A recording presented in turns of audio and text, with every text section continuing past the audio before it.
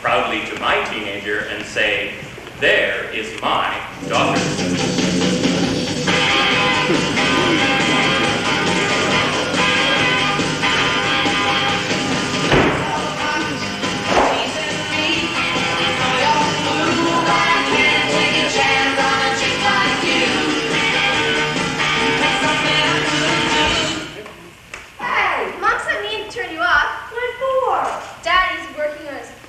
Here? Yeah, they finally evicted him from his office. What a stupid thing, tearing down the psychiatric center and putting up a 10-story garage. Well, I guess the theory is if people in New York can find a place to park, they won't need as many psychiatrists. Yeah, we'll have Daddy around all summer. We'll need one. Well, Ricky's coming over. I think I'll get you something more comfortable. Did he call? Not on your phone. I was using it. I told you to stay off that phone. It's the pipeline in my love life. It was an emergency. I was talking to the head of my Girl Scouts trip. We can't figure out what to sell this year. What about each other? Ha, ha, ha. Oh, Linda, your father would like to talk to you. What about it? Oh, I think I'll let him tell you. The teenage girl poses still another problem to the father, namely the natural rivalry between mother and daughter. Why, the daughter is a constant reminder to the mother that she is growing older. It is essential at this time for the husband to be as kind, gentle, patient, and understanding with his wife as possible. Oh, Jack, I just thought God damn it, Alice, will you stop interrupting? You told me to let you know when I got home. I'm sorry, I'm just so far behind on the book, I'll never get it done. Why don't you take a little breather? It might do you some good. Take a breather around Linda and I'll wind up with a lungful of cigarette smoke. Well, shall I send her in? I don't want her in here slopping out this room. It's in there. Here it comes. Linda? Hi, Daddy. Abby was just telling me the good news. What news? That you're going to be working on your book here. I was just telling Abby that there's nothing like having you around the house. And I was just... There's nothing like having you around the house. And that's what we're going to change, the way you are around this house. Sit down, Linda. I want to talk to you. Don't you have some homework to do? Yeah, but I'd rather sit here so you give it to Linda. This conversation does not concern you. Get upstairs. Okay, but the way you're going to yell, I'll hear it anyhow. After you get your homework done, I want you to get dressed. Linda, you and I are going to have a little heart-to-heart talk. Why do you want me to get dressed? Oh, we're going out to dinner tonight. Richard Merrick. Richard Merrick, is he going to collaborate with you again? Oh, it was my publisher's idea. He thinks Merrick's attempts at levity helped sell my last book, and you know how publishers are. They're like doctors that take an oath to make money. Oh! my book would have sold just as well with Merrick. Oh, come on, Daddy. You would have sold fleas with your title. A mature relationship between the adult male and female? Well, at least it was more honest than his title, Sex Marks the Spot. I think we're getting off the subject of what you wanted to discuss with Linda. Oh, right. Linda, in 2 months, you're going to be 18 years of age. 18 is the threshold of maturity. I feel we can now communicate as adults. Jack! What are you trying to do? Sabotage me? You know I'd give it up smoking. Sorry? You should give it up too. Daddy, are we going to go through lung cancer again? No, because I don't want to wind up with throat cancer talking to you about lung cancer. Oh, it's your room. This morning, I want to talk to you about it. Your mother to me. I was absolutely appalled. Your bed was unmade, underthings scattered everywhere, expensive dresses in a crumpled heap in the corner, powder and mascara ankle deep. To say nothing of the stacks of dirty dishes you forgot to take back to the kitchen. Right. I would have thrown up, except you'd never have noticed. Well, I was late for school. I didn't have time to straighten up. Come to think of it, I had the door to my room closed. And it seems to me that if a girl on the threshold of maturity has her door closed, it should remain closed. Indeed it should, to keep the rats from running out. Hello? Oh, yes, just a moment, please. Linda, it's for you. Linda, I've told you 100 times not to let your friends call on our phone. Daddy, please. Abby probably has my phone tied up. Tell tell whoever it is to call you back on your phone when Annie doesn't have it tied up. Hello? Oh, hi, Francie. Look, could you call back later on my line? Oh. She says she can't call back later. Her father's forbidden her to use the phone. She's sneaking this call in while he's drunk. You should have told her Linda wasn't home. Anything. You know I can't have that phone tied up. Well, Francine did sound rather desperate. So are my patients. Particularly this one man I'm treating. He's a compulsive gambler. And when he gets the urge to go to the track, it's imperative he call me immediately. He got the urge yesterday, and he couldn't get through. The line was busy. Did he lose all his money? No, he hit the daily double for $900, and now he says he doesn't want analysis. No, this is no time. Bye, Francine. Mother, I don't have a clean bra. Why don't you use a Band-Aid? Daddy, make her stop talking to me that way. Look, I washed them out for you this morning. I'll go and get you one. I'm just talking about your room. Get down here. How can you make such a big deal out of one little messy room and the whole world is falling apart? Race riots, people dying from air pollution, and any moment we could be blasted from the face of the earth, victims of push-button warfare. I can't understand you, Daddy. Where's your sense of values? If we are going to be blasted from the face of the earth, you're going with a clean room. Now, sit down. It's not just your room. It's your attitude of not caring about your room, about the way you look, about the way you dress, most of all about school. I can so care about school. Why else would I leave my room so messy so I could get there on time? Your body may get there on time, but your brain certainly doesn't. You know very well, this last year your grades have fallen from an A to a C minus average, and today this arrived in the mail. Miss Hammer, huh? Yes, may I quote? Dear Dr. Kingsley, this is to inform you that Linda is doing failing work in gym. I've been racking my brain since the postman brought me this to try and figure out how anybody, even a monkey, could do failing work in gym. All you have to do is show up and take a shower. Miss Hammer just doesn't like me. She picks on me. Do you have any idea why? It's not just me. She hates everybody in the class. I've analyzed her, Daddy. She's unmarried, consequently frustrated, and is displacing her anger on us kids. Tell me, Miss Freud, is this unmarried, frustrated displacer flunking everybody in the class? Daddy, where's your insight? If she did that, she'd make the principal aware of her neurosis. Actually, Miss Hammer's a misfit. She should be doing something where she doesn't come into contact with teenagers at all. So should your mother and I. Daddy, I hate to see you get so upset over a silly thing like gym when you have so many more important things on your mind. Look, Pumpkin, if you flunk gym, you won't graduate high school. If you don't graduate high school, you won't go away to college.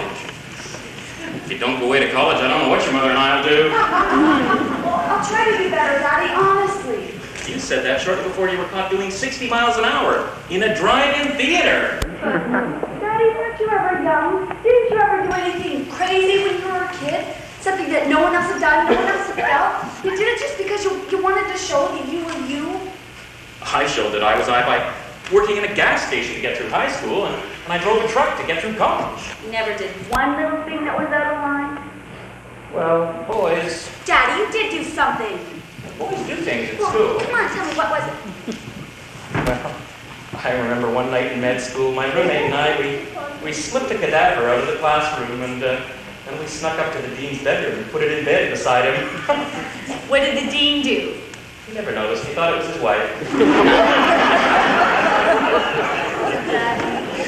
That's the nicest lie you've ever told me about you. Pumpkin, if I seem hard on you, it's because I want you to be the best, so you can get the best. I know.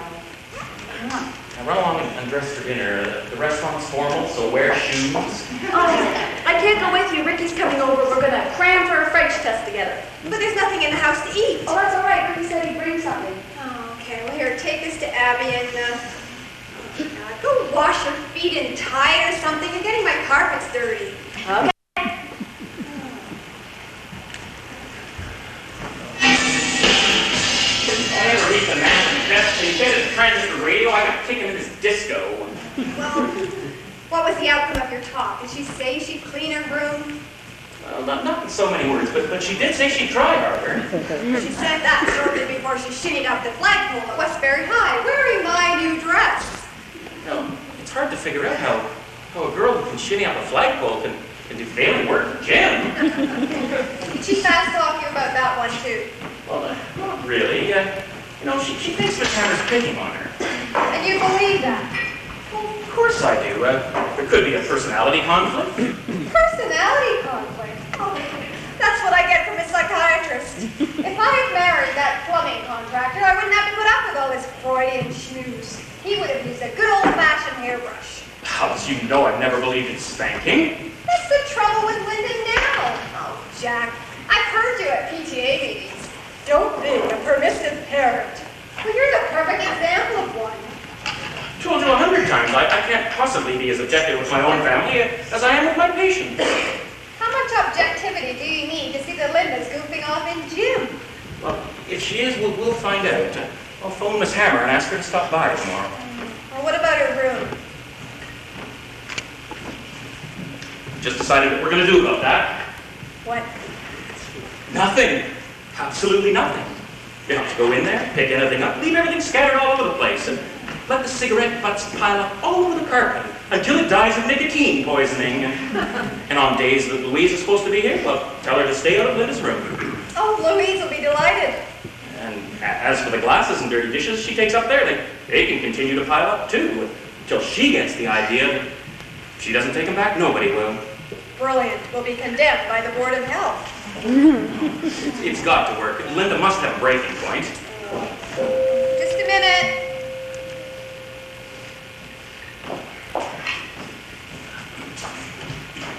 Oh, hello, Ricky. Hi, Mrs. Kingsley. Oh, hello, Ricky. Hi, Dr. Kingsley. How's your father? How is the doctor? He's got the virus again. Oh, I'm sorry. He always gets the virus during the flu season. Then he comes home, yells at me, and I get it. And then you give it to Linda and I get it. Yeah, I wish you'd stop smooching with Linda during the flu season. I can't help it, Dr. Kingsley. I find Linda so irresistible. And it's only out of respect for you that I keep my hands off her. Seen her that way, too. Hey, there's lipstick. Hi, Rick. Hi, Sugarfoot. More like it. How's the new Volkswagen? Really booms. But you said your father was getting you a Porsche. Oh, he said he couldn't afford it now that the government was auditing his Medicare statements. Oh, We're late. We gotta get going. now listen, what are you two going to have for dinner? Got it right here. Anchovy pizza. All right. I hate to smell your own work. What the our French teacher eats? Never noticed. Hi, Rick. Hi, Abby. Well, Eddie, let's get going. Please do not make a mess of the house. We won't. Have a good time. Bye, Abby. Bye.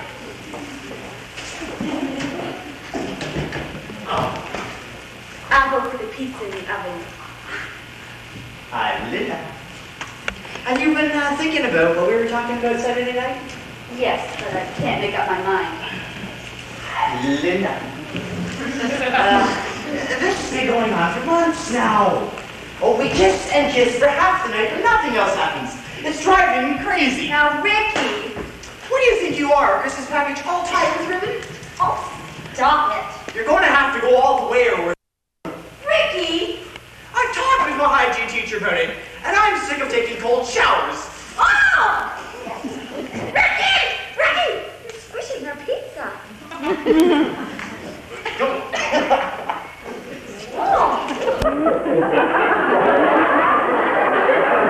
That's a hell of a French lesson you're getting.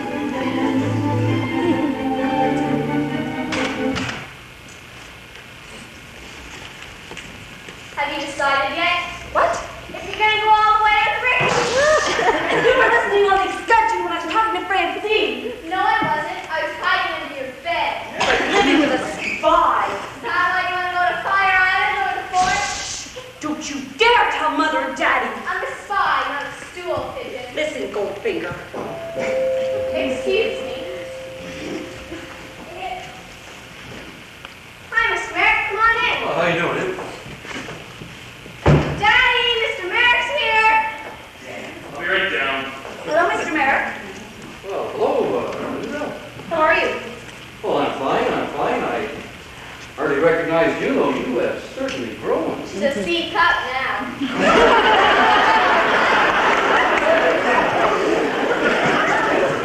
Yes, I already knew that. You see, I'm a shrewd judge of character. Oh, I forgot to tell you. Ricky's waiting for you at the pool. For a girl who listens to Mozart, you're pretty incompetent. Could you please tell him I'll be right out? Okay. Ricky, huh? You know, last time I was here, I think it was Howard, wasn't it? Oh, I had to give Howard up. He was too much of a lover for Daddy. He bought one of those cars with the front seat that pulled back into a bed. It's the only kind I can offer you. Mother and Daddy won't allow cigarettes in the house since they've given up smoking. Oh, I've sworn off, too. Since when? Oh, I don't know. I guess it's been about 7 months now.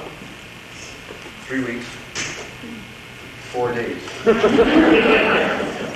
12 hours. 17 minutes, and it really doesn't bother me a bit. I was really surprised to hear that you were going to collaborate with Daddy again. You two never hit it off. Well, I needed the money. Besides, I've got nothing against your father. He just seems to resent me, well, because I'm perfect. Right? Oh, not at all. You know, if you think I have trouble with your father, you ought to see the trouble I have with mine. Oh, what's wrong with your father?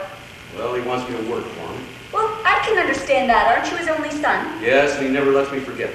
But I didn't spend 4 years in college to become a traffic cop in a department store. Ladies' underwear's on the 7th floor.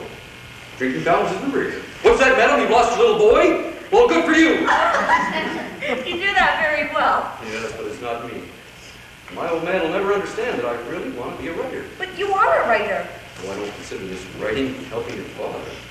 Well, you were going to write a novel. Whatever happened to that? Oh, I wrote it. I got it published, too. Well, funny, I didn't see it in our bookstore. Well, it only sold 1,000 copies. Well, I'd love to read it. Where can I get one? From me, I just haven't owned 1,000 copies. A little more on my left shoulder, please. And just what are you doing oiling my girl? Ricky! Mr. Merrick, this is Ricky Flusher. He's insanely jealous. Oh, well, then here, Ricky, you better take over. I wouldn't want to be named co-respondent over a bottle of C and see what you're Good morning, Merrick. Oh, good morning, Doctor. We'll see you later, Mr. Merrick. You reach an impasse and go off in the pool. That's quite a girl you got there. She should be a real comfort to you in your old age. Should be. She's what caused it. Yes, well, I've gone over the first few chapters you submitted. And as in our last collaboration, I want to be perfectly honest with you, Doctor. So what rotten things do you have to say? Well, I'm afraid I found the writing a little too verbose. The style's a little too technical. And the anecdotes you use to illustrate your points, well, they sent me to the Late Show. Is there anything you liked about it? Well, yes. I think you're showing great judgment in selecting this blue cover. I see you've returned with that same ready wit that distorted my last book. Well, I seem to recall that that wit distorted that book into the top 10 for 17 weeks.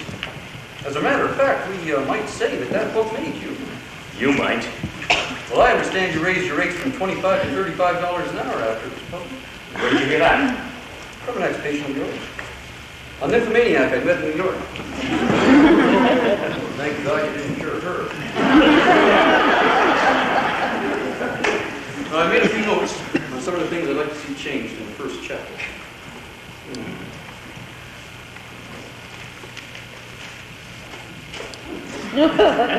These are your notes on the first chapter? They're longer than the first chapter. Alice, will you get that? Oh, hello, Richard. Oh, hi, Alice.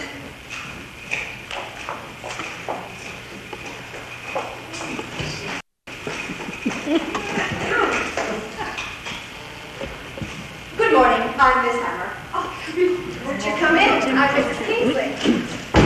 I'm Dr. Kingsley, Linda's father. Good morning. I'm Miss Hammer, Linda's gym teacher. If you don't mind my saying so, Doctor, you have a very oily hand. I've watched my cholesterol.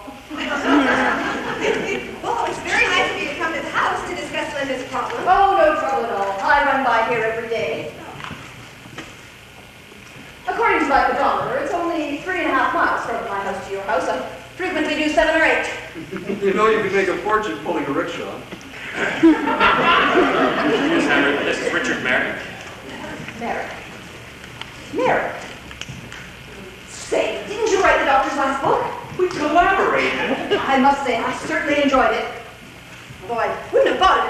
admit to the title.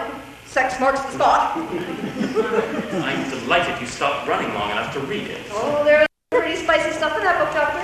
If you didn't have an MD after your name, they'd ban you right along with Henry Miller. Yes, well, won't you sit down, Miss Hammer? Of course. Oh, Richard, there's some coffee in the kitchen if you'd like to get some. Oh, certainly. Well, that'll give me a chance to make a few more notes. I hope you don't run out of paper. Now, Miss Hammer, about Linda doing failing work in gym? Yes, I mean, we don't quite see how it's possible. She's such a healthy, athletic girl. Well, she's certainly all of that, but she also disrupts my class. How? She gets the other girls laughing by making remarks about how I look in shorts. Isn't it possible that you just think she's making remarks about how funny you look in shorts?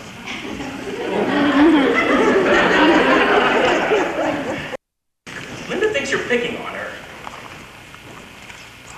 In my 20 years in the public school system, I have never picked on a student. You can talk to my principal. You can check my records with the Board of Education. I believe you, Miss Hammer. At the same time, I believe my daughter. She's never lied to me. She's been raised in an atmosphere where it's necessary to lie. Yes, I mean, Linda has her faults, but I mean, they're so few that we rarely mention them. A daughter like that must have been a great comfort to you during your convalescence. My convalescence? Yes, when you were recovering from your heart attack. Heart attack? I never had a heart attack. What are you talking about? What is this? Dear Miss Hammer, kindly excuse Linda from 6th period gym class for the next 3 weeks so that she can visit her father who's in the hospital recovering from a heart attack. Signed Alice Kingsley. It certainly looks like my signature, but it isn't. No, I rest my case. See here, Miss Hammer, just because Linda's a forger doesn't necessarily mean she's a liar. Whatever she is, the fact remains that Linda has been absent 26 times this semester. 26 times? On this one excuse? Oh, no. Doctor, you've been a very sick man. Gallbladder. Collarbone broken while being attacked by a patient. Duodenal ulcer. Floating kidney. And this is my favorite. Dear Miss Hammer, please excuse Linda, as her father is using her in his experiment to determine the effects of marijuana on the teenage psyche, and she's completely stoned in the afternoon.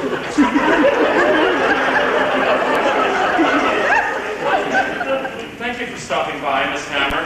Oh, no trouble at all, Doctor. And don't worry. Even if Linda should flunk gym class, she's sure to get an A in creative writing.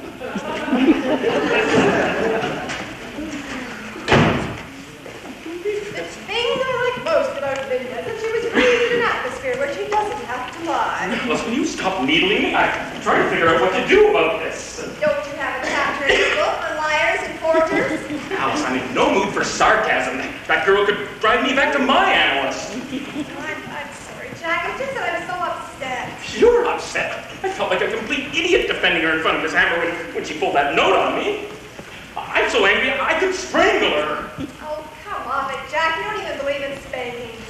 Spanking? No. Strangling, yes. Who would believe she'd grow up right-minded and never minded? Daddy, we just run out of Pepsis. Could you bring up another case from the basement? Ain't it wise for a man with a heart condition like mine to climb those steep stairs? Look. Give the Pepsi's own a straight shot of vodka. Sit down. Linda. Oh, that is your name, isn't it? Or are you too stoned in the afternoons to recognize it? Daddy, it's only gym. It's not like I'm missing a class where I'm learning something. According to your report card, there's no class where you're learning something. How could you do such a thing? And the callousness of this note, a heart attack, it's almost as if it were a wish fulfillment. Daddy, it's just that I ran out of diseases. I didn't know what else to give you. Give me enough for a whole season of Dr. Kildare reruns. Jack, this is beside the point. The hell it is. Not once in her notes has she done anything to you or given you any diseases, and and you know very well that the natural rivalry between mother and daughter makes you her natural enemy. Oh, will you knock off this psychological crap? That psychological crap has put a mink in your closet, a Cadillac in the garage, and a Picasso on the walls. Look, you two want to have it out. I'm going to go back to the... Linda, sit down. What I want to know is where were you those 20 periods you cut? Well, with Ricky testing out his new Volkswagen, most of the time he went to the beach and went swimming. So Ricky cut too. Yeah. What do you expect from a boy who carries pizzas in his briefcase? Linda, you're going to have to be punished for this. I'm going to take away your car for 1 month. Well, you might as well make it 2. That's how long the judge suspended my driver's license for. What? Alice, do you want to think about this? Oh, first I heard of it. Well, I didn't want to tell you because I didn't want to perpetrate a trauma upon 2 people of a neurotic tendency toward hysteria. Kind of a psychological crap. Well, Daddy, the last time I told you I had my driver's license suspended, you turned purple. I didn't want you to have a heart attack. Why not? You got the note for it. I'm sorry I lost my license, so it's no fun to take my car away. Just as much fun taking away your allowance. Oh, you had that fun last month, dear. Thank you, Alice. How come you haven't been to the plane? Well, you're going to find out anyway. I've been using your charge accounts. My charge account? Do you know what I told you if I caught you using my charge accounts without my permission? You said you'd take my car away for a month.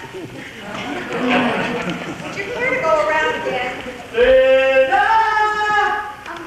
Daddy, until you figure out what to do with me, is it all right if I go back out with Ricky? Linda, what we're about to say, I don't want you to regard as punishment. You know very well that your mother and I love you. Okay. Go ahead, Daddy. I can take what's good from you with a stiff upper lip. Well, we've been discussing things, and we really feel strongly that you're doing yourself a great injustice by just seeing one boy. Yes, well, we feel you should see all... What's wrong with Ricky? He cut all day. He comes in here, he slots up the living room and my den, and he's hungry all the time. Don't his parents ever feed him? His head's in my refrigerator so much it's frostbitten. Those aren't the real reasons why you want to give Ricky up. You're just upset about what you saw last night. And that's another thing. If that was a French lesson, I'd sure as hell hate to see you two studying biology together. Well, I don't see what you're getting so bent out of shape about. I think Ricky's going to give me up. He is? Well, last night he said he'd get himself another girl if I didn't go all the way. Why, that pornographic piece of butcher, I lose it. Now, you get up there right now and you tell him you're through. But Dad! Get up there and tell him now, or I will! Go on! Johnny, that's the first time I've ever seen you take a firm stand. Well, it's the first time the situation is warranted, Alice. You know very well that discipline loses its effectiveness if it's used without discretion. But do you really think we did the right thing? Of course we did the right thing. We've not only helped Linda, but quite selfishly, I think I've helped myself. I'm finally going to get some peace and quiet around here.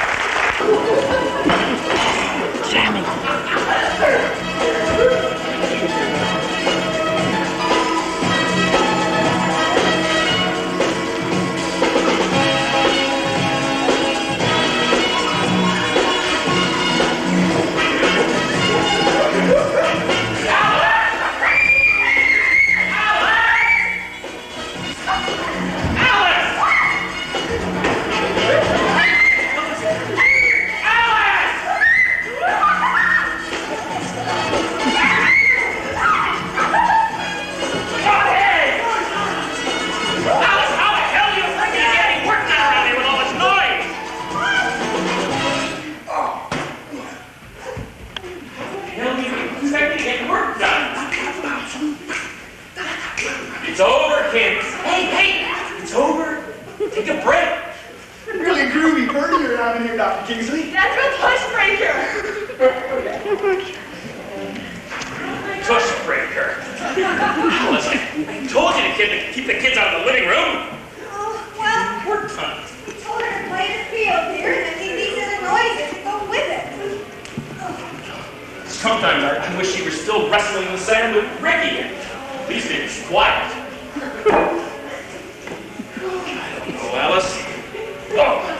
Here.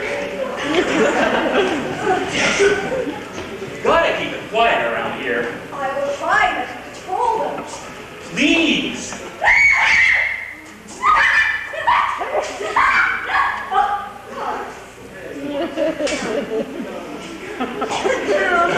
Oh, hi. I don't think you've had any complaint. How do you do? Hi, doctor? You just come in for more sandwiches. Andy is quite appetizing. So I noticed. Daddy, Andy's the underwater swimming champion for the University of Miami. I just did 7 laps in your pool without coming up, and if you care to come out and watch, I'm gonna try for 8. I'm afraid I'll have to forego that experience. I'm trying to work. Oh, sure. Come on, Andy. I'll bring the sandwiches out so you won't have to come in. Hey, quiet down.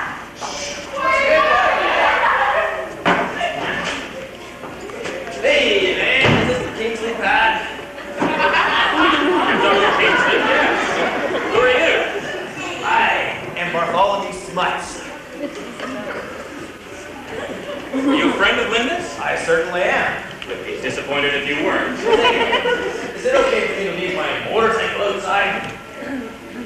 Why take a chance? Why don't you bring it right in here?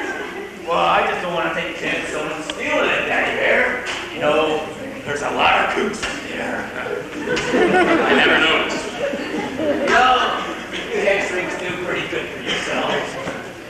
Oh, wow. Dig that crazy reproduction. Reproduction? What are you talking about? That's an original Picasso. Oh, man, he was raw. See, look. This was done on linoleum. And at this phase of Picasso's work, they weren't using linoleum.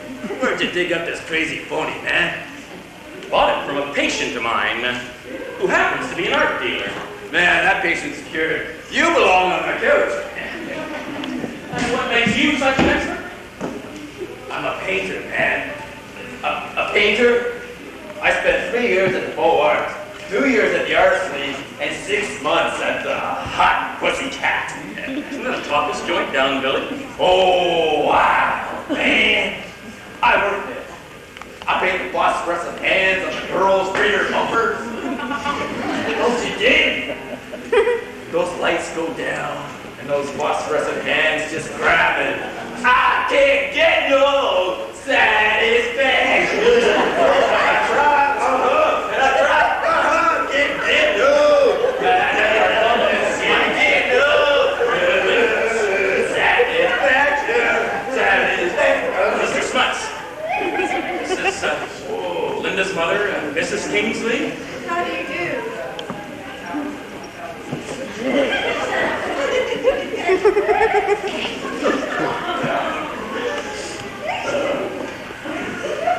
You're much younger than I expected. You're real cool. Thank you. How did you happen to meet Linda, Mr. Smuts? Well, I was hanging out at the Crazy Horse when my glasses would fit. Then, well, that's a disco joint, of course, you know that.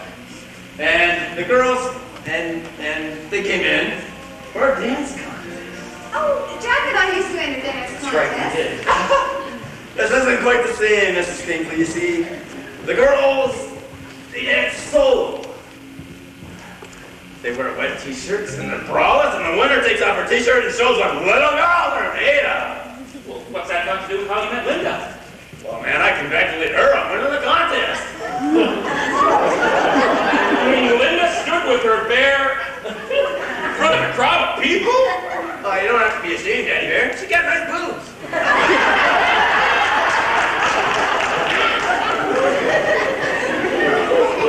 Linda led me to believe that on graduation night she and her friends went somewhere to have some tea. Well, yeah, some of them had some tea, but I don't know what Linda was smoking. What did you say? Oh, yeah. That's better. Well, you don't have to worry about Linda. No, she's really a clean kid. She wouldn't even come up to my pad. You've got your own apartment? Well, you can really call it that. It's more or less like a wall-to-wall water bear. Where's Linda anyways? Oh, I would buy the pool. Good, good. I'm doing some preliminary sketches of her. She's gonna model for me. My last one will quit. She got pregnant without looking to get married. Oh, you can figure. Barb, how'd you get here? I'm on the move. Well, come on, everyone's up on the floor. Okay. We got it. Barb's here. Now there's a boy any mother could be proud of. At least when she was going with Ricky, we didn't have to put up with characters like that. Alice, you were just as much for breaking up Linda and Ricky as I was. It was your idea.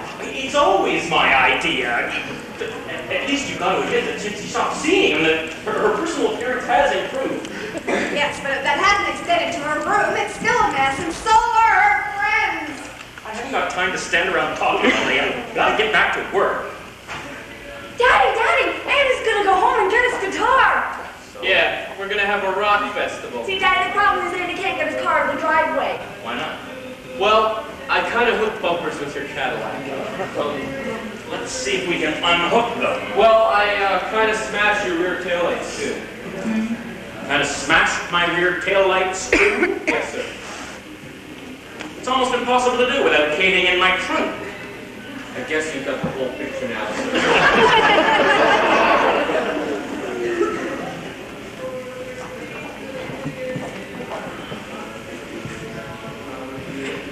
Oh, Linda, I would like to talk with you, please. Yes, Mother?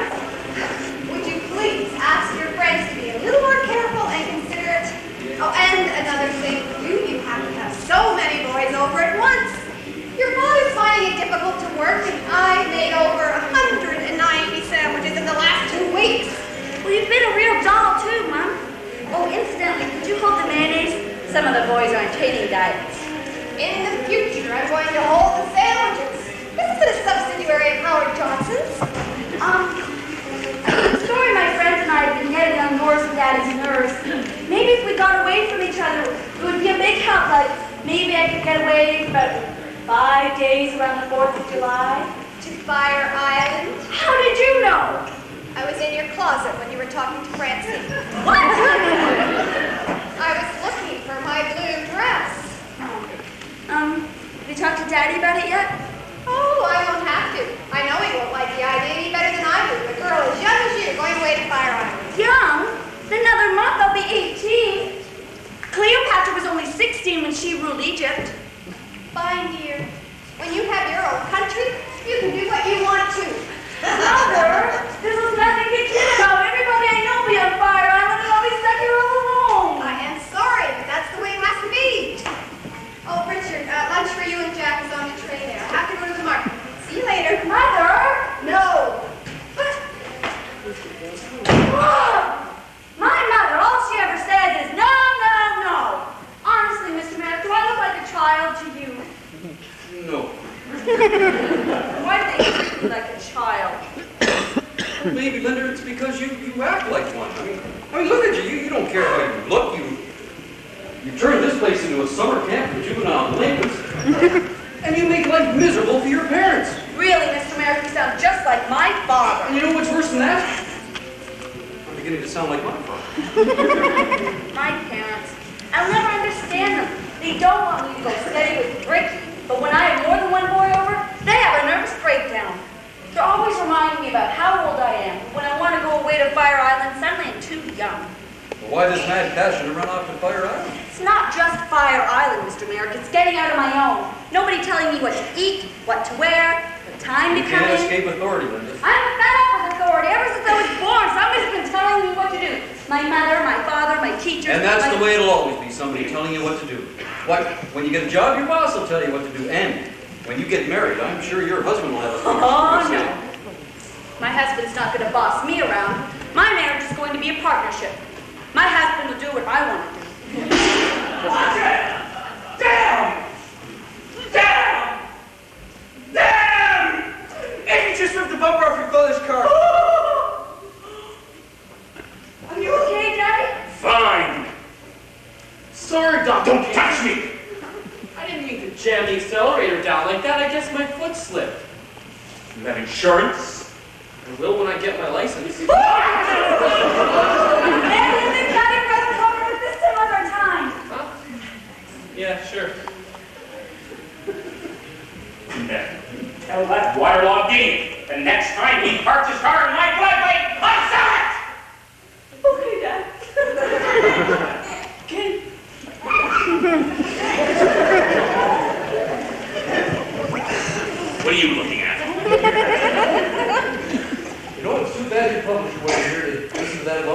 argument.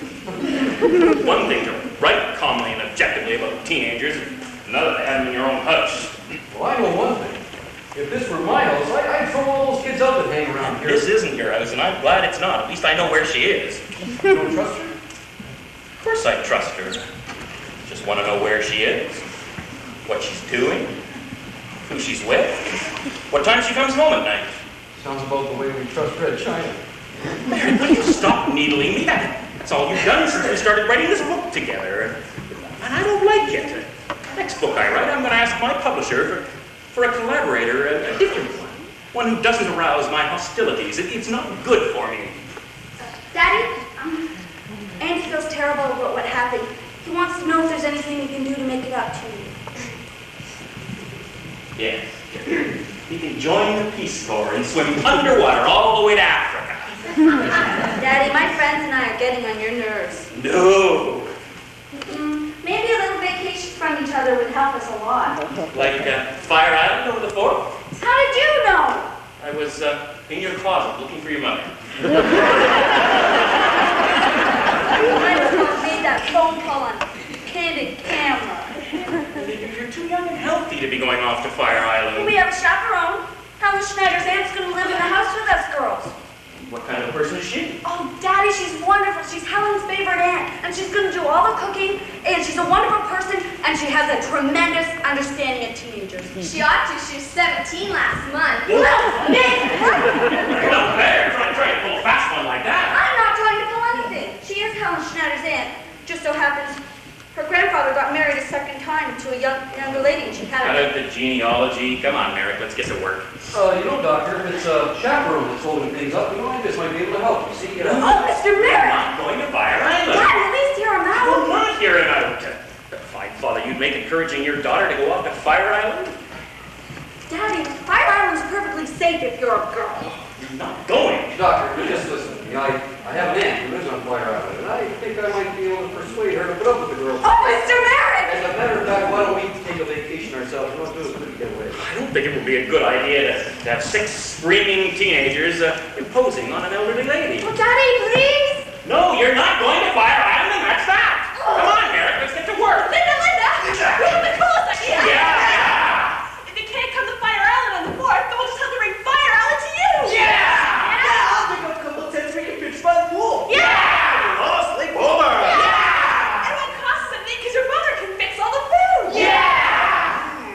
We'll try to hold it down to 50 kids. Yeah! Listen, I'll bring some fireworks I smuggled in from Mexico. Man, we'll light this place up like Cape Kennedy. And Teddy will bring his guitar and we'll go violence for 5 years. Oh! Who said you're not going to Fire Island?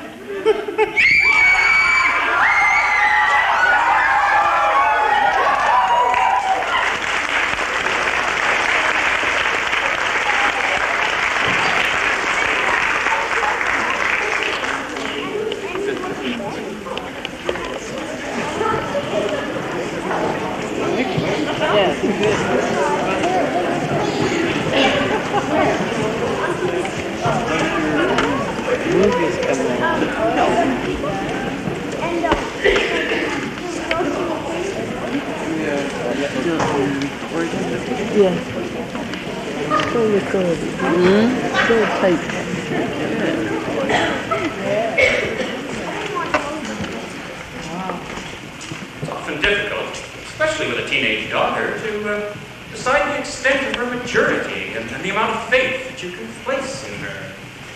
A matter that often comes up is a teenage trip. Should you allow your daughter to go away for a few days with a group of her friends? Of course, the first impulse is to say no.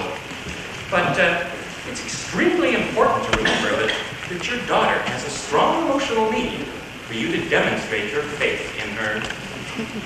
Oh, come on, Jack. You're the one that had a strong emotional need to get her out of the house. Would you like to say a few words, Alice? How about a cup of coffee? Paper cups? Well, the last of our 3 sets of dishes in Linda's room. You can hold out as long as she can. I thought you'd say that, so I'm going down to Bloomingdale's this afternoon to buy a new set of china. She'll do nothing of the sort. we're punishing Linda. No, me. We'll eat off paper plates if we have to. Jack, do you think it would be all right if we just took enough dishes just for dinner tonight? After we dirtied them, I could sneak them back into her room. I'm sure it'll be just a matter of a few days. Well, maybe we could speed things up if we took out her television set and replaced it with a dishwasher. I'll let you get back to work. Alice, it's oddly quiet around here since Linda got back from Fire Island. No sign of poolside parasites. Well, they phoned and asked to come over, but she said no.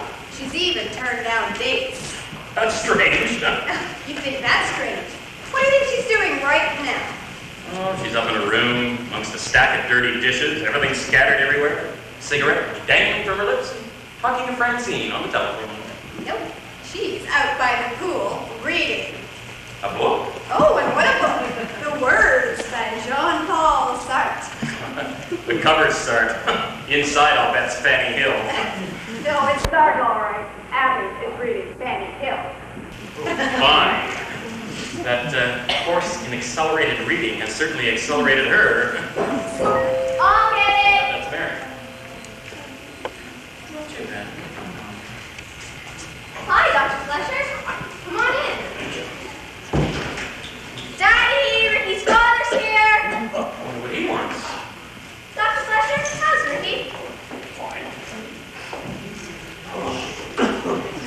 Hello, Harold. This is a surprise. Morning, Alice. Hey, Harold, how are you? Well, I don't know, really. I just came from a patient who spent 2 hours coughing in my face. You think I could get a glass of water? I'd like to take an antihistamine. Of course. Sit down. Oh, thank you.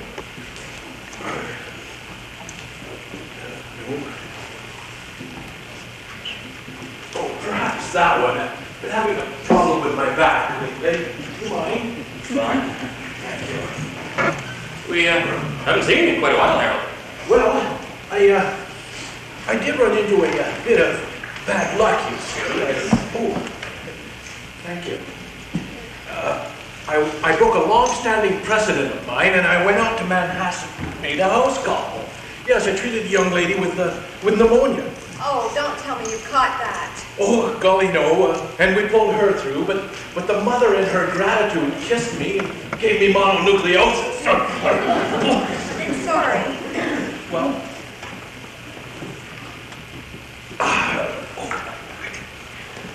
well, that's one of the hazards, I guess, of being a GP, you know.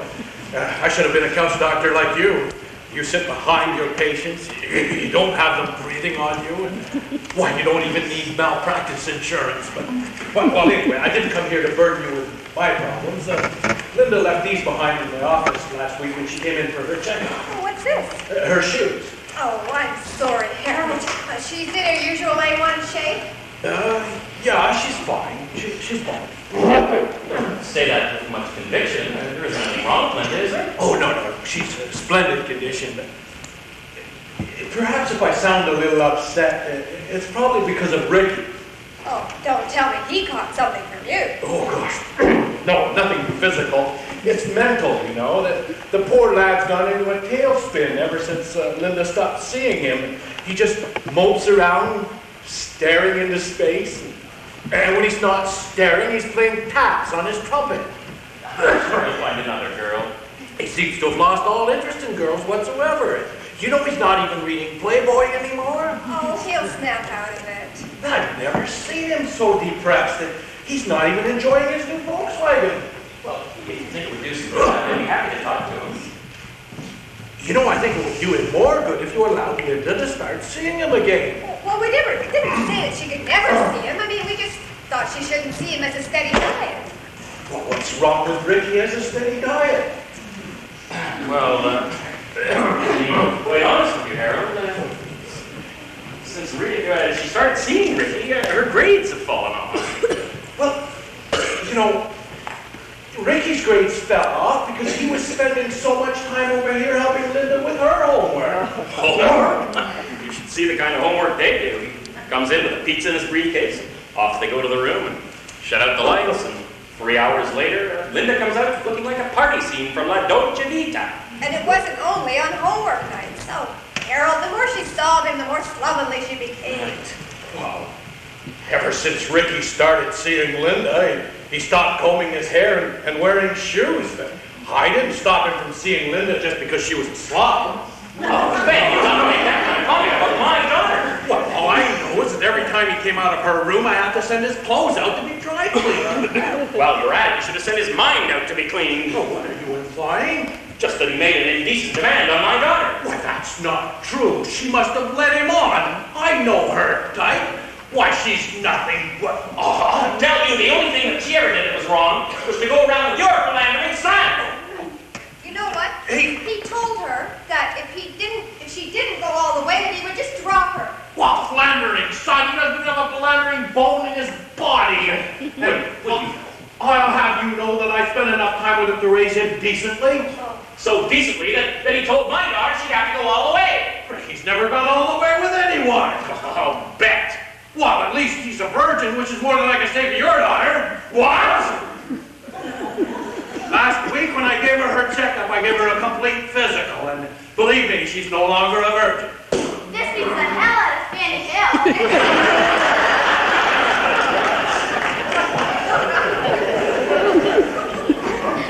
What you say may be true, but I'll thank you not to have said it in front of my 13-year-old daughter. Well, it slipped out. You have no right leading me on like that, making cracks about my son. Good damn. I'm glad they raised your malpractice insurance. It's your fault. My fault? What are you talking about? It's always my fault. Oh, when did this happen? Where did it happen? How did it happen? Calm down. Fire Island! You should never have let her go. That's where it happened. It's quite possible medically that nothing's happened. You know, it can be caused in other ways. Horseback riding, back of a motorcycle. And she did climb that flagpole. You really believe that? Of course I believe it. Well, in our haste, we've forgotten how we raised Linda.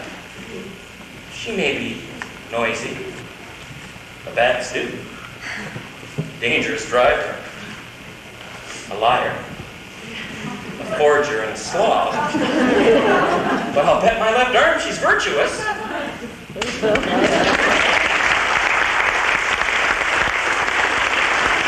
No, I don't know. I've just bought it with me. I've never used it before. Thanks for telling me. I work for Sony.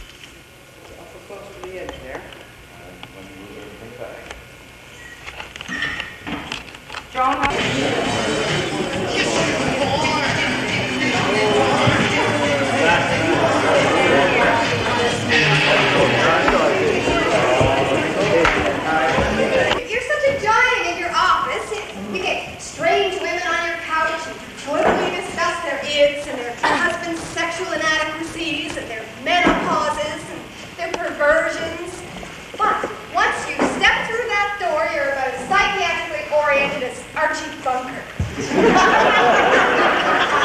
Alice, I've told you 100 times I cannot possibly be as objective with my own family as I am with my patients. I don't see why not. I mean, there should be some advantage to being married to a psychiatrist. If I married that plumbing contractor, I'd at least have good drainage. I'm not going to take offense to that. You're not mad at me. You're mad at Linda, and that's displacement. Oh, big deal. You're suddenly a psychiatrist. No use fighting. Linda's lost it, and that's that. Abby, you just get down here this minute, young lady. I'm not going to tolerate this contemptible habit you've developed of eavesdropping. Well, I can't help if I walk around his house for sensational things. That is the smart talk, Abby. Just go out to the kitchen and wash the vegetables for the salad. Okay. We're both upset. We'll talk to Linda together. Oh, well, look, let's. They're now a minute over. Now? I can't. With Brecker coming, I've got to keep my mind on the book. Well, as long as we get it at it sometime before we go to bed tonight, I just can't spend another sleepless night wondering who the fellow is. Don't know if we'll ever find out. Unless we dust her for fingerprints. I wonder if it could be Ricky. She did say he was down at Fire Island over the 4th. No, Oh, I saw him the other day. I drove past his house. He was still playing taps on the trumpet. You don't play taps after you've gone on the... Oh, God. Do you think it could be that Bartholomew Smuts character? Oh, you know, I've never trusted a man who wore a beard. How could you possibly say that? Why, what about Abraham Lincoln? Abraham Lincoln didn't have a wall-to-wall mattress in his log cabin. That's true. The pictures came back that I took at Fire Island. I thought you might like to look at them. Yes, we're very interested in what went on at Fire Island. There's a picture of Dennis and me at the end of the pier. I notice he has his arm around you. Dennis is very affectionate. Whenever you look around, there's Dennis with his arm around your shoulder. Your shoulder? That boy could use a lesson in geography. Oh, Daddy. Here's a good one of Ricky with Andy and me. Oh, they both have their arms around you. Well, that's the way Francine asked us to pose. Here's a bunch of us at the beach barbecue. Who's this boy with his arm around your shoulder? Oh, him. I never did get his name. That boy whose name you didn't know. Put his arm around your shoulder? Well, what's the big deal? He didn't know my name either. You know, I noticed that all these pictures that Richard's aunt is conspicuously absent. Oh, no. I have her here somewhere. Here she is, in her speedo. The one with the can of beer in her hand? Daddy, she was really very strict. She kicked all the boys out by 12 midnight every night. Except for the night she passed out from a martini. The girls were drinking martinis? Daddy, it's one thing I never do, it's drink. Just wait till you have a daughter like you, you'll drink. Here's Bart Smuts and me. Look, Alice, she's on the back of his motorcycle.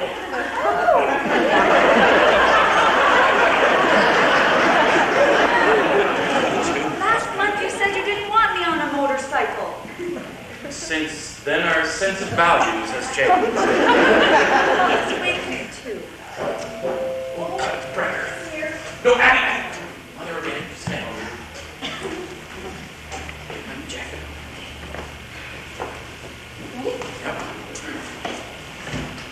Oh, hello, Richard. Hi, Alice. Oh, how nice to see you again, Mr. Brecker. My pleasure, my pleasure. How are you, Mr. Brecker? First rate, Doctor, first rate. Great. How was the trip out? Well, that 40-minute drive you told me about took me an hour and a half, bumper to bumper all the way. Oh, you must have hit it at the wrong time. Well, according to the traffic reporter that I heard on the car radio, he said the traffic was medium to moderate. I think he meant up there in the helicopter where he was. Yes, do you remember the girls? Of course, of course.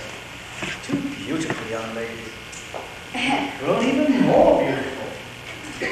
What a wonderful, well-adjusted family you have here, Doctor. Would you care for a drink, Mr. Brecker? You still scotch on the rocks? What about you, Mary? Pictures came back from Fire Island. You know, it's so lovely out tonight, Mr. Brecker, that I thought we'd have dinner on the patio. And that's what I like about country living. You know, in New York, to escape the heat, I'd have to be in some air-conditioned restaurant. Here we are.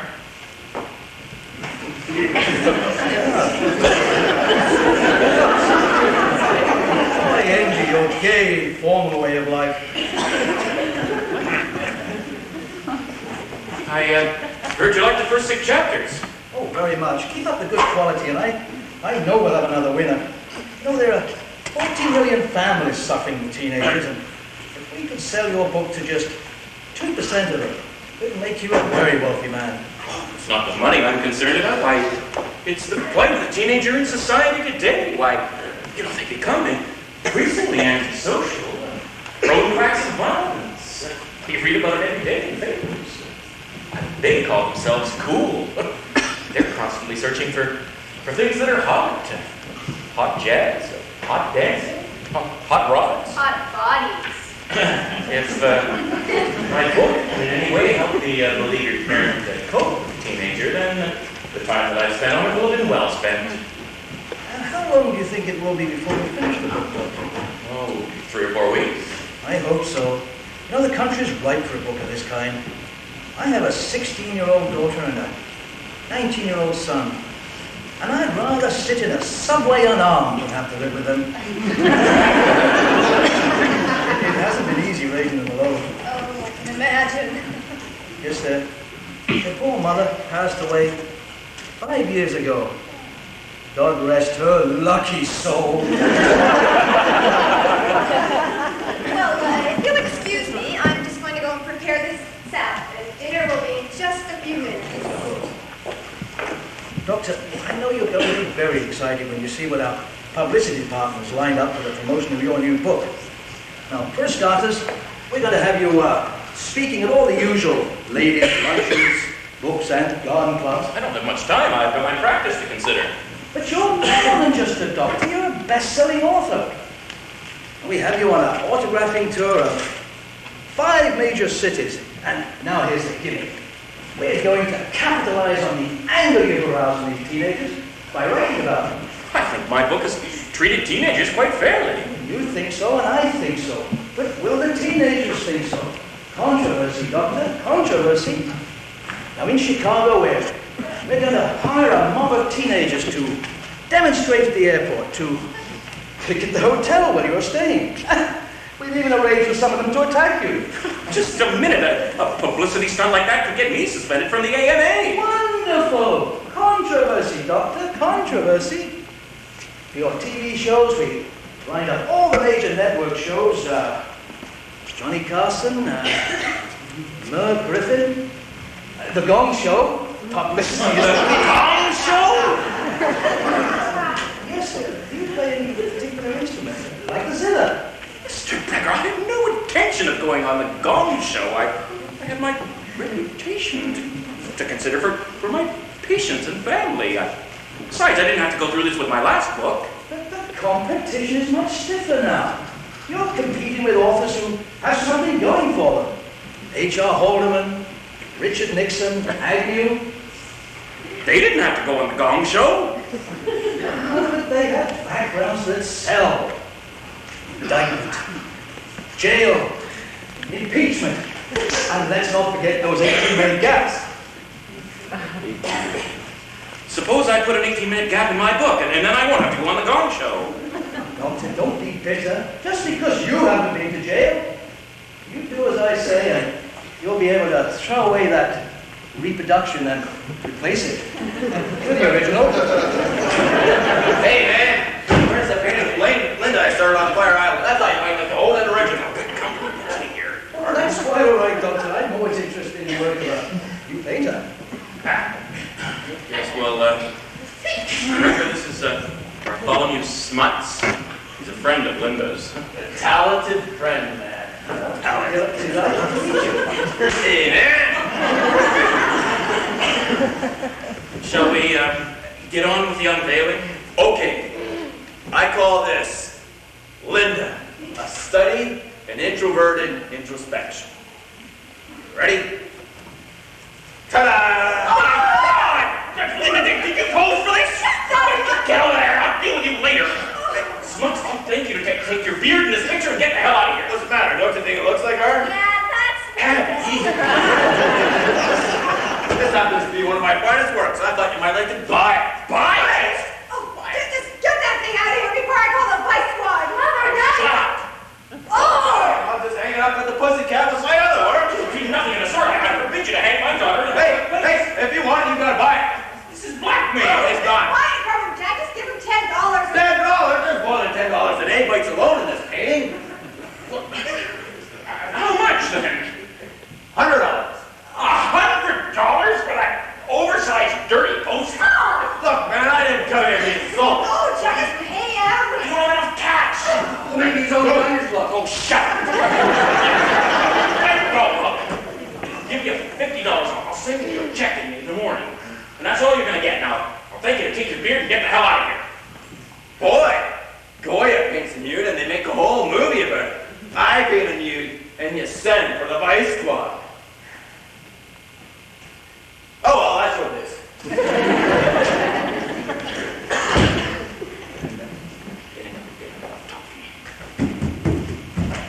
Will you, excuse me, Mr. Becker? Of course. You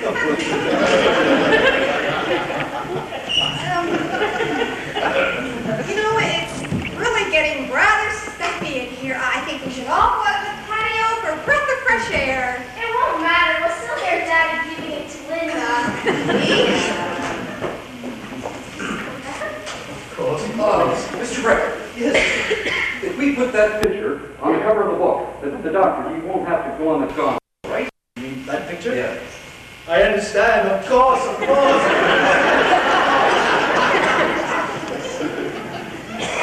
Linda, you have some explaining to do. If you would let me explain, I'd have the whole thing cleared up by now. I didn't pose nude. I was wearing a bathing suit. Then why did he paint you nude? Bart is emotional. He paints what he feels, and that day he felt like not painting a bathing suit on me. You expect me to believe that? I don't expect you to believe anything. How could you? You lied, you forged my signature, and now you pose nude for a bearded blackmailer. Is that any way for a father to talk? You should defend your own daughter. Defending you is like defending Leopold and Loeb in the Lindbergh trial. I can prove I was wearing a bathing suit. When you look at the painting, don't you notice that something is missing? The only thing that's missing is a nude boy with his arm around you. I'll tell you what's missing, my birthmark. What does that prove? Bart was realistic. If he had seen the birthmark, he'd have painted it, but he couldn't see it because I was wearing a bikini. He saw your bikini and he didn't paint that, did he? I'm telling you the truth and you're still picking on me. I'm not picking on you, damn it! You're not just upset because of the painting. You're upset because it happened in front of Mr. Brecker, who worships the ground your couch is on. Don't you dare talk to your mother that way, young I'm not your young lady. I'm old enough to be... According to Dr. Fletcher, you're not only old enough to, you already have. What do you mean by that? What do you think I mean?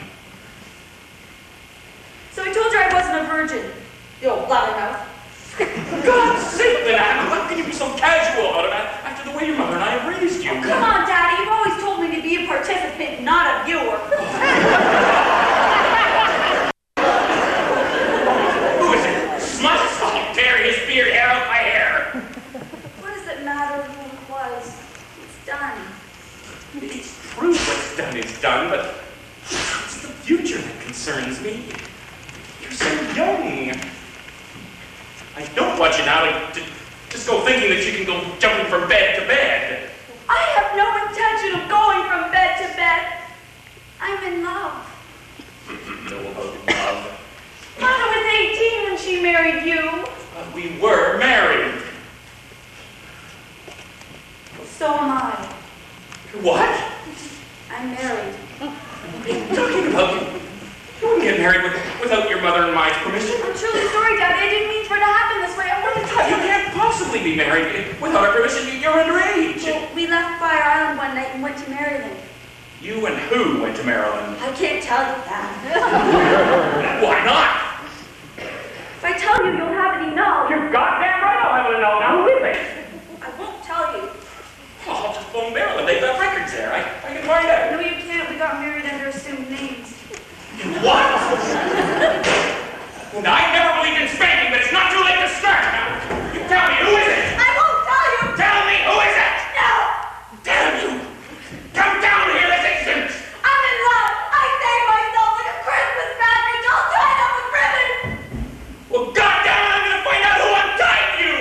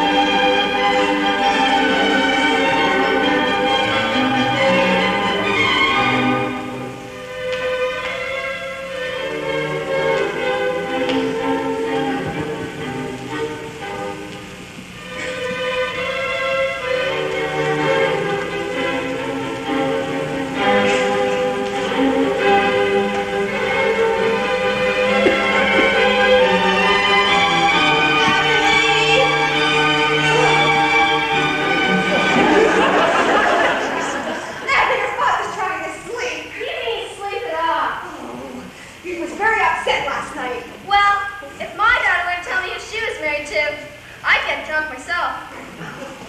Just read your book and stay away from the stereo. Why did you tie one on last night? Don't yell. Whisper. Oh, better yet, just move your mouth. Lips. Daddy, I read somewhere that you take beer, tomato juice, and break a raw egg until... Oh, God. Daddy, if it make you feel any better, you don't have to worry about me. I'm going to stay single and live with you the rest of my life. Makes my whole day. Daddy, do you want Francine's straw that uses? The hair of a dog. Whenever it makes you sick, you drink more of. Jack, you're up. Let's make that call to Maryland. All right. I went and shouted him. He hasn't been this hungover since the psychiatric convention. Stop talking that way about your father.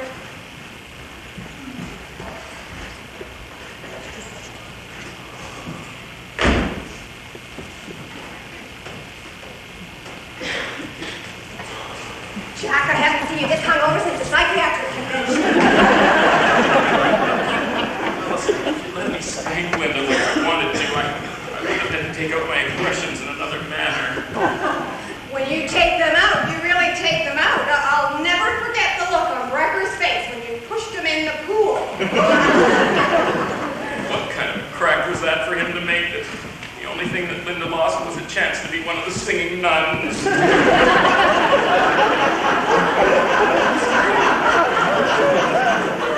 What will you do if he cancels the book? Well, one tragedy at a time. Well, I'll be your breaking the filth barrier. Well, I'm a married woman now. Might as well get in the swing of keeping the house clean. Can't get used to the idea of you being married. What's it like? Well, it's kind of hard to say. You see, we spent most of our time pretending that we weren't married so nobody would catch on. Who is he, Linda? No, don't tell me. I'm such a blabbermouth. Linda, I want you to know I'm on your side. I really mean it. Thanks, Abby. I really am going to miss you. Well, you come and visit me at my house anytime you want. Just as long as you keep your room clean. Here, I'll take these to the kitchen for you. Thanks, I've got another trunk load upstairs. I have been holding on. Look, you connect me to the Bureau of Vital Statistics. Even me, anybody else in Maryland but a jockey at Pimlico. Here, dear, drink this. It might help your hangover. Oh, gosh, no, Alice, please. Why did you drink so much? My mistake wasn't getting drunk, it was getting sober again. Oh, look, my name's Dr. Kingsley, and I'm going to explain this just one last time. Somewhere between the 4th and 9th of July, my daughter was married. What? He said congratulations. You don't understand. My daughter was married without my permission. She's underage. She got married under an assumed name. I don't know what assumed name. Her real name is Linda Kingsley. She's 5'2", blonde hair, she's very pretty. I haven't got a clue what the fellow looked like. No, I don't know. Say, was anybody there recently married with a beard? What? Oh, he's not a rabbi. What am I talking to? Oh, God damn. What? Janitor, the Bureau of Vital Statistics is closed on.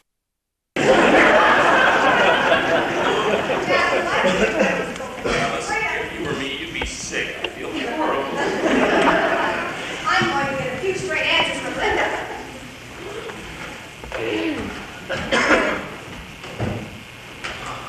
Oh, Linda, I want a few words with you. You needn't ask me who he is, because I still won't tell. Oh, let's just forget for the moment who he is. I want to know who you are. I don't recognize you anymore, Linda. Well, if you mean that, I'm no longer a baby, you're right. You're only 17. I'll be 18 next week.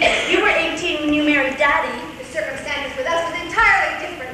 Our parents knew we were going to be married. It didn't happen this way. And you know it would have given anything if it hadn't happened this way either. But it did. And I don't think your father and I deserve to be treated like this.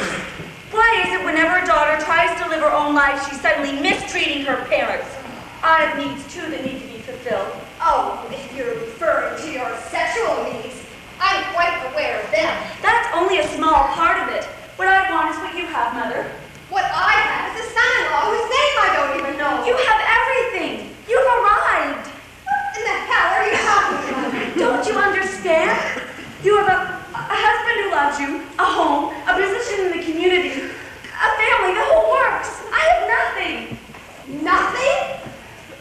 Your father and I have given you everything. I'm just a boarder in this house with an allowance that you pull in it like a yo-yo. Oh, you've got a lot of guts to talk that way to your mother. Mother? Whenever you don't know what to say, you pull rank on me. Oh, I know what to say, all right. You're just nothing but a spoiled, selfish, heartless little brat who doesn't care who she hurts.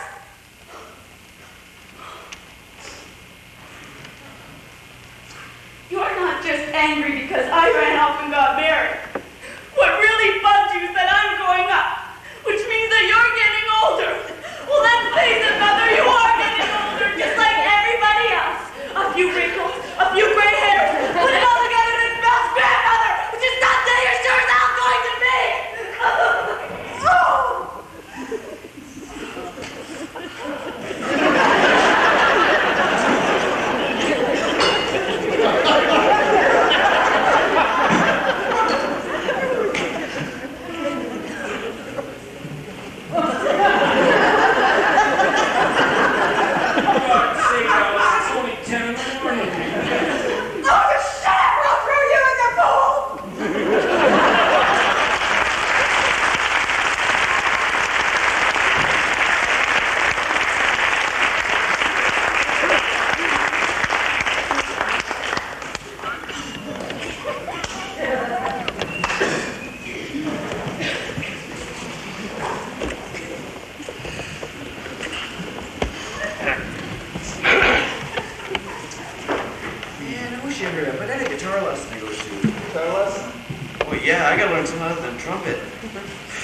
Topsoil this last week. I've had 3 armored crews over.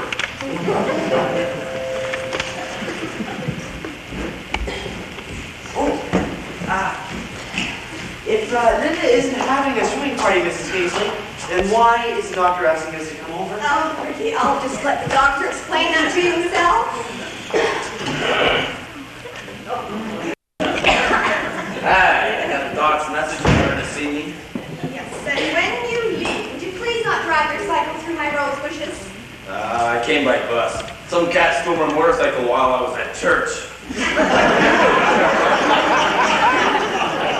I wasn't there praying, and my ex-model was having her baby baptized. The baby had a beard.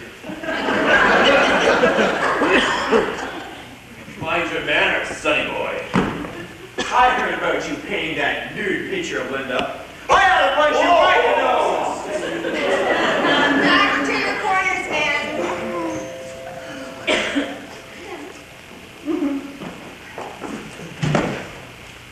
Hi, Miss Kingsley. Hi, Andy. Come on in. The doctor called me just as I was on my way to the beach.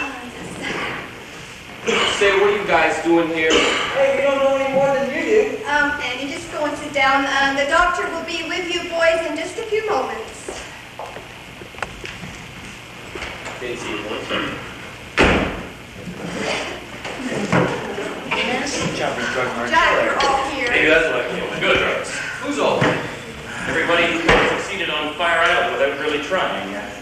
I'll stake my reputation that one of the boys out of the living room is Linda's husband, and if I play my cards right, one of them's bound to make a scene.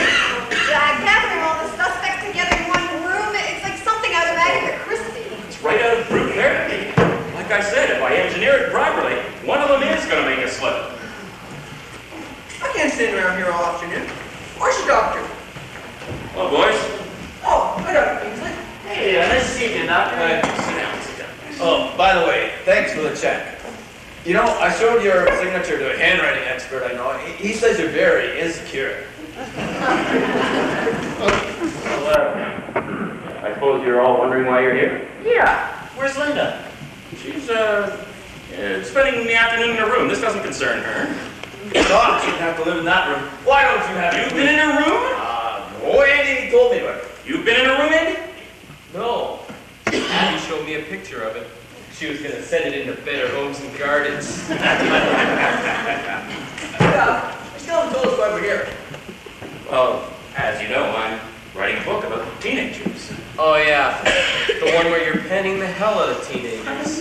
Penning the hell out of teenagers. I'm merely analyzing the teenager and some of his more peculiar traits. I wish you'd get to the point, Doctor. Because the sun is going down, and I haven't had any headlights since I smashed your Cadillac. You're driving without headlights? Well, I don't do much driving at night. I'm more of a parker. Well, as I was saying, I'm writing a book, and I'm working on one particular chapter right now about the teenage boy's attitude towards sex. And as I'm fortunate enough to know all of you, I thought I'd get some first-hand information. Doc, I ain't no teenager. I'm 22. I'm sure there are things you can remember. Yeah, well, what I can remember, you'd get arrested for writing. Let me be the judge of that. Now, remember, boys, everything that's said here today is totally confidential. It'll remain that way. Let's start with you, Ricky. When was your first experience?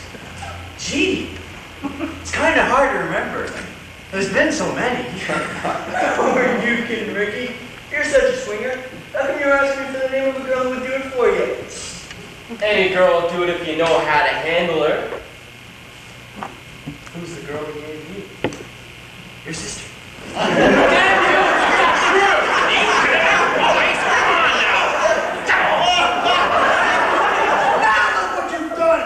Sorry, Doctor. Touch me. Fine. Just a little of a shake for this discussion. Where were we? Well, he was just saying that his sister is... Shut up! You wouldn't be so quick to protect him, Doctor, if you knew how many times he tried to get your daughter up to his pad. What? Only as many times as he tried to nail her in the backseat of his car. It's your fault, sir. Then you go stay with me, none of us would have happened. My fault? You're the one that told her she had to go all the way. You should be honored, sir. If she were a dog, I wouldn't trust her. What kind of kids have your parents raised? I don't see what you're getting so upset about, Doc. I'm upset about Linda, my daughter. Well, everybody is somebody's daughter, including Mrs. Kingsley. And don't try and tell me you didn't try and gung-ho her. Gung-ho?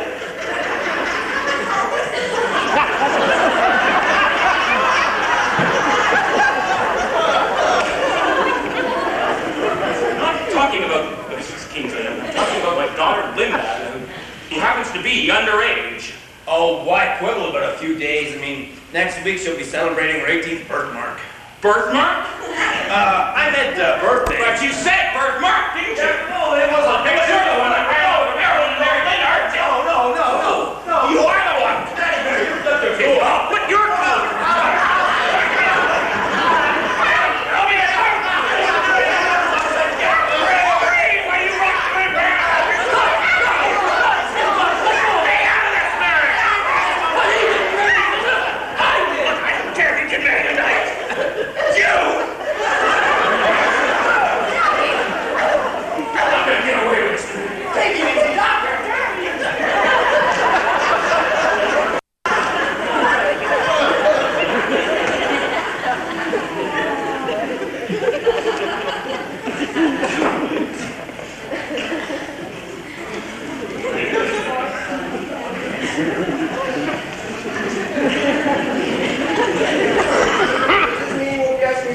Any more questions about sex?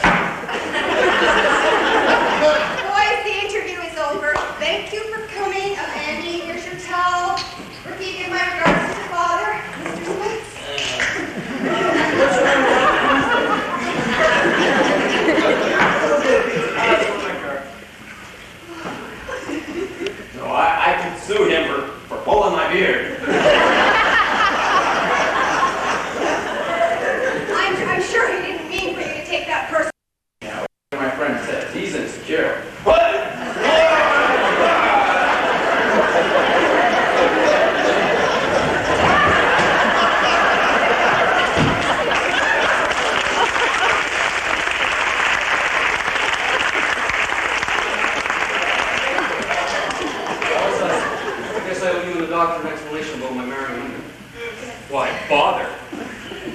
wait till you had a couple of kids and you can explain it to us all at the same time.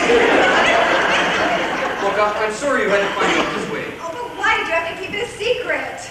Well, he's never thought much about me as a collaborator, and I didn't think he'd care much for me as a son-in-law. For once, we agreed. I didn't want you to throw Richard out of the house before the book was finished. But you have to tell us sometime. We were never going to tell you. Never? No. We were going to wait till Linda turned 18 and the book was out of the way. And then we tell you we wanted to get married and give you a chance to get used to the idea. And then you'd have given your consent and you would have been married for a second time. You never have had to know about the first wedding. Exactly. That's the way Richard had it all planned. I'd have preferred smuts. I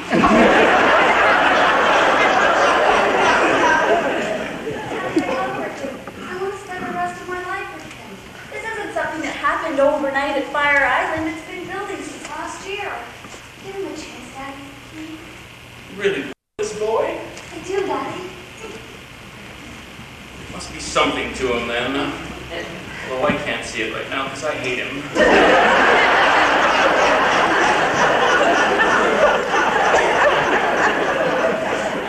No one said it yet, so let me be the first. Congratulations. The janitor said it first. Be happy, darling. Thank you, Mother. Jack, isn't there something you'd like to say to Richard?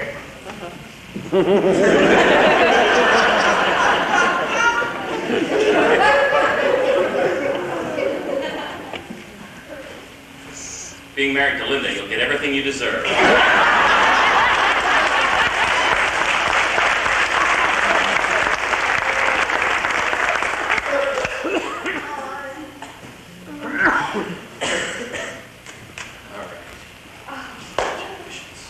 Oh, Daddy. Let's drink a toast to the newlyweds. Come on, Mary, give me a hand. You still don't have to pay for the wedding. Mother, I'd like to apologize for this morning. I didn't mean to hurt you by... Well, I'm looking forward to it, darling. I want to be there when your daughter says to you that you have wrinkles and you gray hairs. So where are you two going to live? Oh, we're going to move into my place in the city. Make sure that nymphomaniac is one of them. Fucking glasses. Daddy, this is the first time you've ever offered me a drink. Might as well, you've done everything else. Richard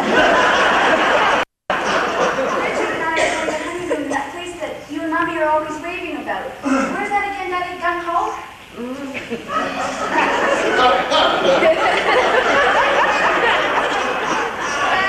The toast. To happiness. God knows some.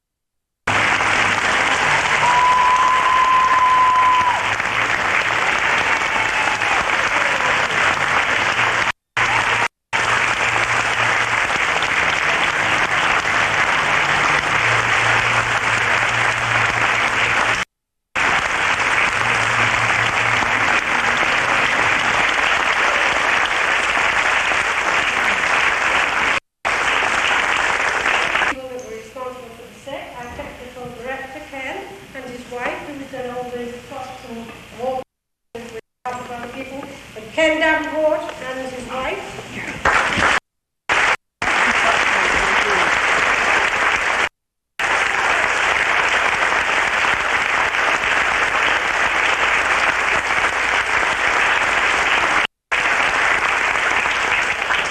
And I would like to my assistant manager, who not only got up there and danced a little hard out, but she was back there getting them all on stage in time and started the show for us and everything. So, thank you, Bill.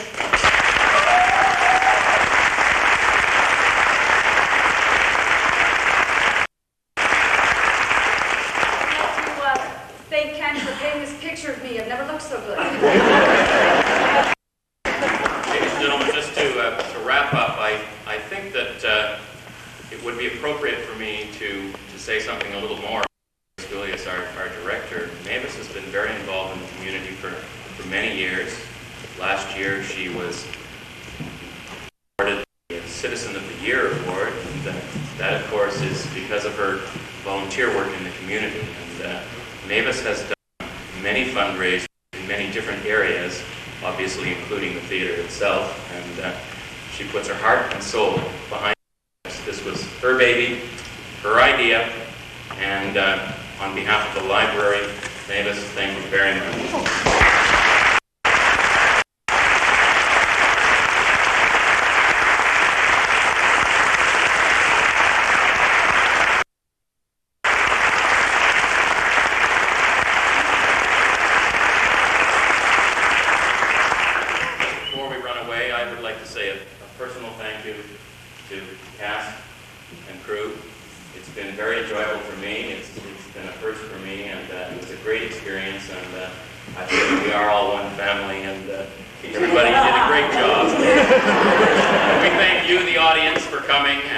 We look to good things in a fundraiser next year as well. Thank you.